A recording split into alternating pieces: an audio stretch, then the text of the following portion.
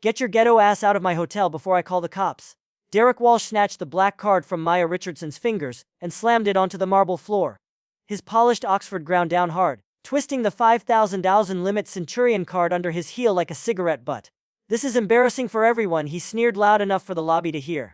Whatever corner you got this fake card from, take it back. The front desk clerk, Sarah, giggled nervously. Should I get the mop? That card probably has diseases on it. Maya's canvas sneakers didn't move. Her faded jeans and white cotton shirt had apparently triggered every racist instinct these people possessed. 11:47 p.m. glowed on the lobby's digital clock. Tonight, they witnessed employees who had no idea they were destroying their own careers with each cruel word. Have you ever been called trash in a place where you owned everything? Maya bent down slowly, picking up her trampled card. The black metal felt warm from Derek's shoe print. She straightened, sliding it into her worn leather messenger bag without a word.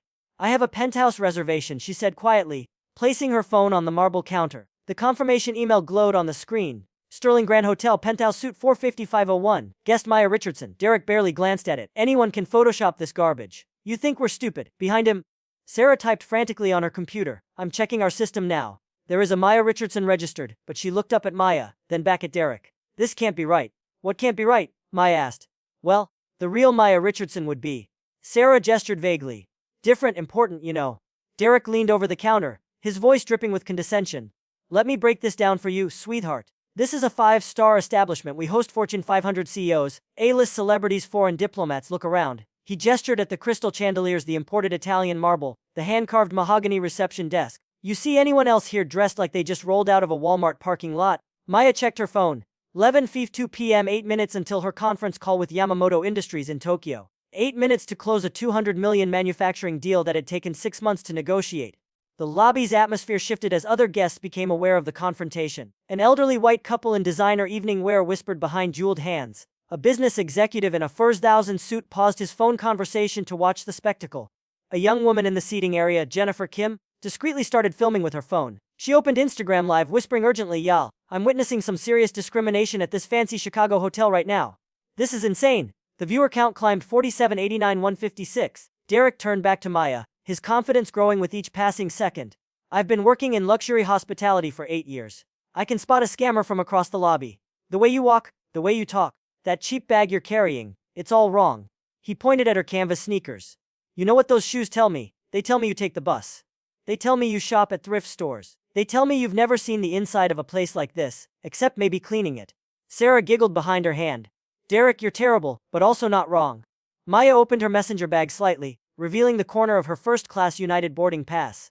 Chicago to Tokyo, departing at 600 a.m., the flight that would seal the Yamamoto deal. Next to it, the edge of her black American Express Centurion card, the one Derek had just destroyed. I understand you're busy, Maya said, her voice steady, but I really do need to check in. Derek's laugh was sharp and cruel. Busy lady, I've got time. I've got all the time in the world to explain reality to you. He leaned closer, his breath smelling of coffee and arrogance. This isn't some community center where you can just walk in and demand things. This is private property, my property to protect. Patricia Wong, the assistant manager, emerged from the back office carrying a stack of reports. Derek immediately grabbed her arm, his voice loud enough to carry across the marble lobby. Pat, we've got a situation here. Someone's trying to scam their way into the penthouse with fake documents and a sob story. Patricia's eyes swept over Maya from head to toe. The judgment was instant and complete. Her lip curled slightly as she took in the faded jeans, the simple white shirt, the worn messenger bag. Ma'am, I'm gonna need to see some real identification, and I mean government-issued photo ID that proves you can afford a $2 of $800 per night suit. The Instagram live viewer count hit 312. Comments started flooding in. This is 2025 and we are still dealing with this. Someone needs to check this hotel ASP. At Sterling Hotels, your staff is racist. Call the manager now. This woman deserves better. Maya pulled out her driver's license. Patricia examined it like she was a forensics expert, holding it up to the light, checking the hologram, even smelling it. This could be fake too, Patricia announced loudly. Identity theft is a serious crime. Derek, should we call the police now or wait for security? Derek nodded, sagely. Good thinking. We can't be too careful these days. Some people will try anything for a free night in luxury. He pulled out his phone and started dialing. Chicago PD. Yes, this is Derek Walsh, night manager at the Sterling Grand Hotel. We have a suspected fraud situation. The digital clock read 11:04 p.m. 6 minutes remaining. Maya watched Derek's performance, his theatrical concern for hotel security. She noticed how he kept glancing at the other guests, making sure his authority was on full display. This wasn't just discrimination. This was entertainment for him. Sarah leaned over to Patricia. Should I cancel the penthouse reservation? Open it up for someone who actually belongs here. Absolutely, Patricia replied. No point holding a room for someone who clearly can't afford it. Maya's phone buzzed. A text from her assistant. Yamamoto Industries calling in 6 minutes. Conference room reserved. Are you ready? She looked up at Derek and Patricia, both standing with their arms crossed like sentries guarding a castle. Behind them, Sarah was already typing, presumably canceling her reservation. In the seating area, Jennifer's live stream had exploded to over 800 viewers.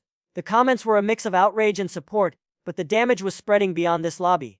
I'm ready. Maya whispered to herself, checking the time once more. 5:55 p.m. Derek snapped his fingers toward the lobby's corner. Marcus, we need you up here. Security Chief Marcus Thompson emerged from behind a marble pillar, his 6-foot frame cutting an imposing figure in the Navy uniform. At 35, Marcus had seen enough hotel drama to fill a book, but something about this situation felt different. Wrong. What's the problem, Derek? Marcus asked, his eyes scanning Maya's face. There was something familiar about her, but he couldn't place it. We've got someone trying to scam their way into the penthouse, Derek explained, his voice carrying across the lobby like a town crier. Fake documents, fake cards, the whole 9 yards. She's been here 20 minutes refusing to leave. Derek gestured dramatically at Maya. Look at her, Marcus. Does she look like penthouse material to you? I mean, seriously, look. Marcus looked down at Maya. Mom, I'm gonna need you to come with me. Officer Thompson, Maya said quietly, reading his name tag. Before you do anything, I strongly suggest you check your employee handbook, section 14.3 specifically. Marcus paused, confused. What are you talking about? Just check it, please. Derek rolled his eyes. She's trying to confuse you with legal mumbo-jumbo. Classic scammer tactic. They watch YouTube videos about tenant rights and think they know the law. Jennifer's live stream had exploded to 847 viewers. She held her phone steady, whispering urgently to her audience. This is getting crazy. Y'all. They called security on this woman for literally nothing. The racism is so blatant I can't even. The comments were multiplying faster than she could read. Record everything. This hotel about to get dragged. Someone call the news stations. Sterling. Hotel racism needs to trend. Where are the civil rights lawyers when you need them? I'm never staying at Sterling hotels again. This is disgusting in 2025. Patricia grabbed Maya's phone from the counter. Let me take a closer look at this so-called reservation. She scrolled through the email, her frown deepening. This is sophisticated. Whoever made this fake really knew what they were doing. Look at these details, Patricia continued, holding up the phone. Professional email format, correct hotel letterhead, even the right confirmation number structure. But we know it's fake because, she gestured at Maya again. Because look at her. It's not fake, Maya said simply. Sure it's not, Patricia snorted, and I'm Oprah Winfrey. Derek, should we call the police now? This is clearly criminal fraud. Derek was enjoying himself now, playing to his audience of hotel guests and live stream viewers.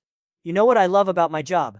Protecting honest, paying customers from people who think they can just walk in here and take what they want. He gestured toward the elderly couple in evening wear. Mr. and Mrs. Henderson have been staying with us for 15 years. They pay $3,000 a night and never cause problems. They dress appropriately. They respect our establishment. Henderson shifted uncomfortably in her seat, but her husband nodded approvingly. Derek continued his performance, his voice growing louder and more theatrical. But then you get people who think they can waltz in here with their fake documents and their attitude demanding penthouse suites like they own the place.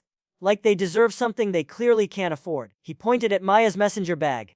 You see that bag? I've seen better luggage at a gas station. And those shoes? Those are work shoes. Manual labor shoes, not penthouse shoes. Sarah giggled from behind the counter. Derek, you're so bad. But you're not wrong though. Maybe she does own the place. Called out a voice from across the lobby. Everyone turned. A young black man in a business suit was walking toward them, having just entered through the revolving doors. His briefcase bore the logo of a major consulting firm. Derek's face darkened. Excuse me, sir, but this is a private matter. Private matter. The man laughed, looking around at the crowd of onlookers and phones recording. Half of Chicago is watching this on Instagram Live right now. This is about as private as Times Square on New Year's Eve. Marcus stepped between them. Sir, I'm gonna need you to do what? Stand here in the lobby of a public hotel. I'm a guest here too, officer. Room 2847. Been staying here for 3 days on business. He pulled out his keycard, flashing it at Marcus. And in 3 days, this is the most disgusting display of racism I've witnessed in this establishment. Derek's confidence wavered slightly. He hadn't expected backup from Maya.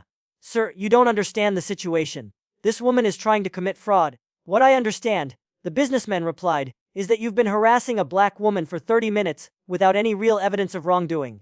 What I understand is that your assumptions are based purely on her appearance. More hotel guests were gathering now. A family with teenagers looked uncomfortable but curious. A couple in their 40s whispered urgently to each other while filming with their phones. Maya checked her phone. Lemazin fee 7 p.m. 3 minutes until Tokyo called. Patricia was still examining Mia's phone when her own device buzzed. She glanced at it and her face went pale. Derek, she whispered, we might have a problem. What kind of problem? I just got a text from corporate. They're asking about some kind of situation involving discrimination complaints. Derek waved dismissively. Probably routine, don't worry about it. But Patricia's hands were shaking as she continued reading. No, Derek. This says they've been monitoring social media mentions of our hotel. They want a full report about any incidents involving racial discrimination. She looked up at Maya, then back at her phone. They're asking specifically about tonight, about the Chicago location, about the night shift. Derek's face began to ween. That's impossible. How would they even know? Because it's trending on social media. The businessman called out. Because thousands of people are watching this happen in real time. Jennifer's live stream had reached 200 viewers. The hashtag number Sterling Hotel Racism was starting to gain traction on Twitter. Local Chicago influencers were sharing the stream, adding their own commentary about discrimination in luxury establishments. Marcus was reading something on his phone too. His expression grew increasingly troubled. Derek, he said slowly, I think we need to step back and reassess this situation. Are you kidding me? Derek snapped. Since when do we let potential criminals dictate hotel policy? Since the live stream of this interaction has gone viral. Marcus replied. Since corporate is apparently watching. Since this woman mentioned employee handbook sections that I'm now looking up. He held up his phone, showing Derek a screenshot. Section 14.3 is about immediate termination for discriminatory behavior. Why would she know that? Derek's jaw tightened.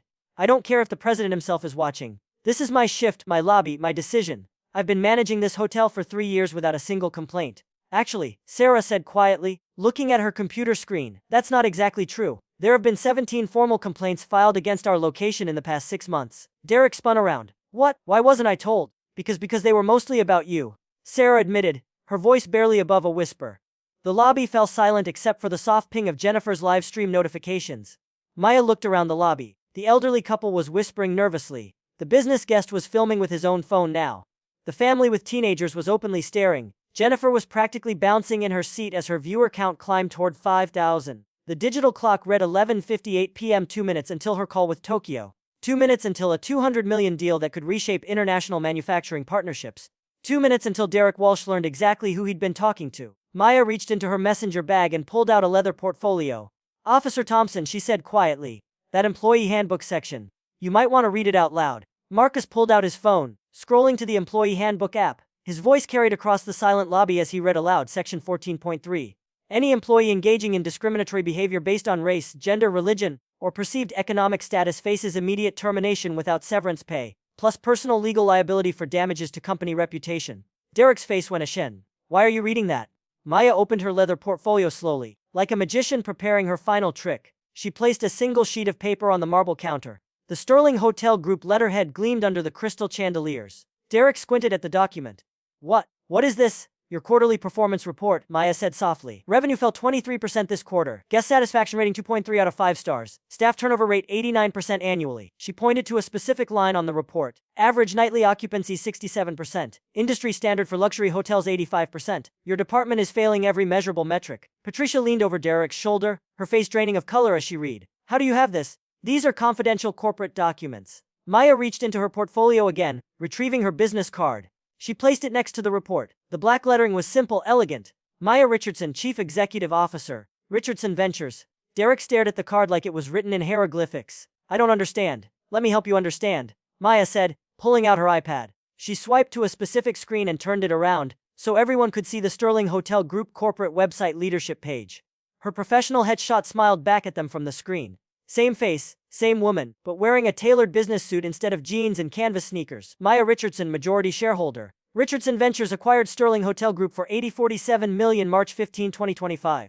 Richardson now controls 67% ownership stake in the luxury hotel chain. The silence in the lobby was deafening. You could hear the soft hum of the air conditioning, the distant tick of the antique grandfather clock, the barely audible pings from Jennifer's live stream. Then the lobby erupted. Jennifer's live stream chat exploded. Yo, she owns the hotel. No way, no way. Derek is so fired. I am screaming. Plot twist of the century. This is better than Netflix. Somebody call the ambulance for Derek. Derek's legs buckled. He grabbed the marble counter to steady himself, his knuckles white against the dark stone. That's impossible. You can't be. I can't be what, Derek? Maya asked, her voice still calm as glass. I can't be successful. I can't own a billion-dollar company. I can't afford a penthouse suite in my own hotel. She gestured at her simple outfit. Or do you mean I can't look like this and still be your boss's boss? Marcus stepped back, his hand moving instinctively to his security radio, not to call for backup. but because his training was screaming at him that he'd just witnessed a career-ending disaster. Patricia's mouth opened and closed like a fish gasping for air. Mom, if we had known, there was no way to identify. You weren't wearing. I wasn't wearing what? Maya interrupted gently. A sign that said billionaire, a tiara. What exactly should successful black women wear to be treated with basic human dignity in their own establishments? The businessman from room 2847 started slow clapping. Best hotel drama I've ever witnessed, and I travel 200 days a year for consulting work. Other guests began pulling out their phones, realizing they were witnessing something extraordinary. The elderly couple looked mortified. The family with teenagers was recording everything. Sarah was frantically typing on her computer, pulling up Maya's actual reservation. Oh God. Oh God. Oh God. Oh God, it's real. The penthouse reservation is real and it's been paid for 6 months in advance. She looked up at Maya with tears in her eyes. The payment came from Richardson Ventures' corporate account. The $16,800 for 6 nights. I should have checked more carefully. Derek's voice cracked like a teenager going through puberty. Ma'am, if you had just told us who you were. I did tell you who I was, Maya replied, her tone never rising above conversational level. I told you I was Maya Richardson with a confirmed reservation. You decided that wasn't enough based on my appearance. She pulled out another document from her portfolio. This is the acquisition agreement. March 15, 2025, Richardson Ventures purchased Sterling Hotel Group in $47 million cash. We now own and properties in 23 countries. Maya pointed to Derek's name tag. Derek Walsh, employee ID 4471. You work for me. She turned to Patricia. Patricia Wong, employee ID 423. You work for me. She looked at Sarah. Sarah Mitchell, employee ID 4A92. You work for me. Derek tried to straighten up, attempting to salvage some dignity. Mom, there's been a terrible misunderstanding. If you could just. Maya held up her hand. The only misunderstanding, Derek, was yours. You assumed a black woman in casual clothes couldn't possibly belong in your hotel. You made that assumption in front of witnesses on camera, and with spectacular confidence. She checked her phone. 11:59 p.m. Before I take my conference call with Tokyo in 60 seconds. Let me share why I'm really here tonight. Maya pulled out a printed email chain from her portfolio. The subject line was visible to everyone. Discrimination complaints. Sterling Grand Chicago. Urgent review required. 47 formal complaints in 3 months. Maya announced 47 guests who felt unwelcome, judged, or discriminated against at this location. Complaints about staff assumptions, service disparities, and outright hostility. She flipped through the pages. Guest reports include staff treated me like I didn't belong, assumed I couldn't afford my room, made comments about my appearance, and my personal favorite manager asked if I was sure I was in the right hotel. She looked directly at Derek. So I came to investigate personally. Thank you for the demonstration. Jennifer's live stream had reached 12,000 viewers. The story was being picked up by local news Twitter accounts. # Sterling Hotel racism was trending in Chicago. Derek tried one last desperate move. Mom, there's been a misunderstanding. If you could just forgive this one incident. Maya's phone rang. The caller ID showed Yamamoto Industries Tokyo. She answered without breaking eye contact with Derek. Yamamoto-san, yes, I'm ready for our call. I'm conducting the audit I mentioned earlier. I'll have full findings for our board meeting tomorrow. She paused, listening.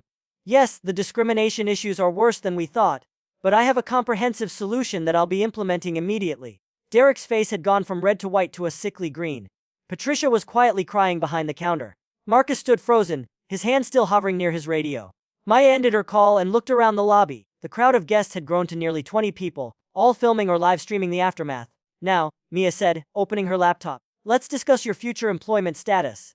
Maya opened her laptop and connected it to the lobby's wall-mounted display screen. The Sterling Hotel Group logo appeared, followed by a presentation titled Operational Audit, Chicago location December 17, 2025. Let me share some numbers with you. Maya said, her voice carrying the quiet authority of someone who'd built companies from scratch. The tone wasn't aggressive or vindictive. It was the calm professionalism of a CEO delivering quarterly results to shareholders. Derek stared at the screen in growing horror as Maya began her presentation. This wasn't just embarrassment anymore. This was his entire career unraveling in real time, broadcast to thousands of strangers on the internet. The first slide appeared with stark white text on a black background. Sterling Grand Chicago's monthly revenue had $0.8 million from $1.2 million over the past year. Guest satisfaction scores had plummeted to 2.3 out of 5 stars, while the industry standard for luxury hotels remained 4.2. Staff turnover had reached 89% annually. These numbers tell a story. Maya continued, advancing to the next slide. They tell the story of a hotel where guests don't feel welcome, where employees don't want to work, and where management has lost control of basic service standards.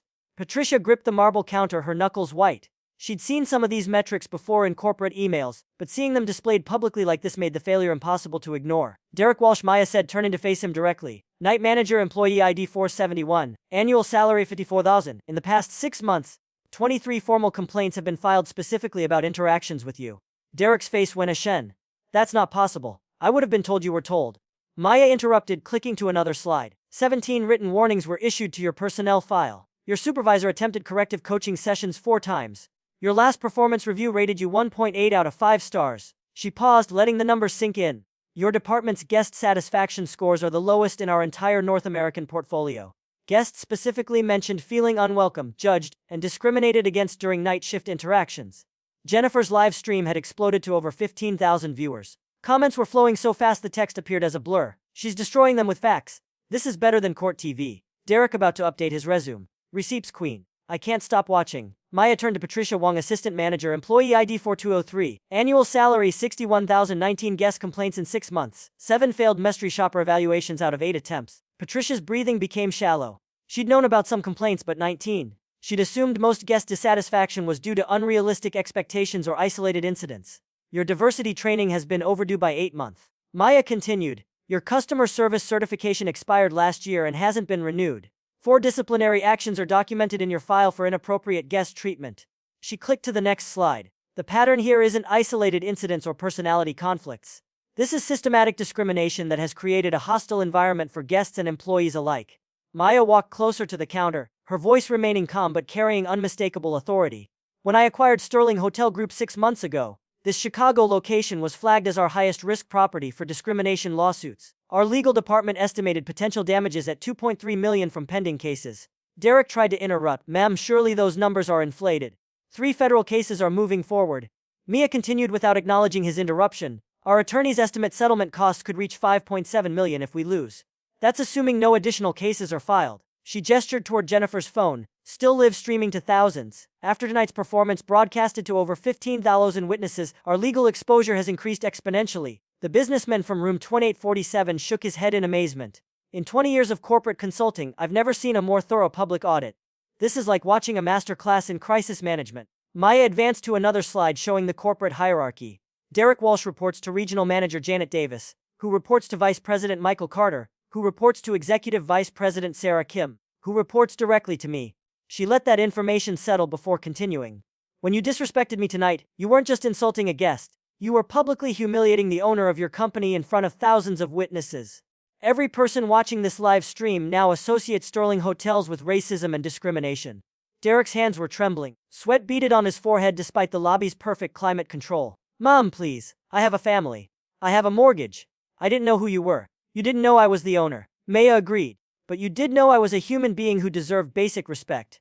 You made conscious choices about how to treat me based solely on my appearance and your own biases. She clicked to display the employee handbook section they discussed earlier. Section 14.3 is very clear about discriminatory behavior. Immediate termination without severance plus personal legal liability for reputational damages. Maya closed her laptop and walked to the center of the lobby, positioning herself where everyone could see her clearly. The crystal chandeliers cast dramatic shadows, and for a moment, she looked less like a tired traveler and more like the Fortune 500 CEO she actually was. Derek Walsh, Patricia Wong, you have 3 choices and I need your decisions immediately. She held up one finger. Choice 1. Immediate resignation. You leave quietly tonight. I provide neutral employment references that don't mention this incident. You keep whatever professional reputation you have left. 2 fingers. Choice 2. Termination for cause. This incident goes on your permanent employment record. No references from Sterling Hotels. Possible civil litigation for the brand damage you've caused. Future employers will see discrimination-related termination when they call for references. 3 fingers. Choice 3. Corporate investigation. Full human resources review that takes 3 to 6 months. Media attention. Legal depositions. Your names are permanently attached to this incident in public records and news articles. The lobby fell completely silent. Even Jennifer's live stream chat seemed to pause as viewers waited for the response. You have 60 seconds to decide, Maya announced, checking her phone. I have 3 more Sterling properties to visit tonight for similar audits, and I don't have time for extended deliberations. Derek's voice cracked when he finally spoke. Ma'am, surely there's some middle ground. Some way to handle this privately. I've been with the company for 3 years. I've worked holidays, overtime covered for other managers. Maya pulled out a thick folder from her portfolio. Derek, this contains documentation of every complaint filed against you. Most guests didn't pursue their concerns because they didn't want the hassle of fighting a large corporation. They just took their business elsewhere and warned their friends about Sterling Hotels. She opened the folder, revealing dozens of printed emails and complaint forms. Guest reports include comments like, staff treated me like I didn't belong.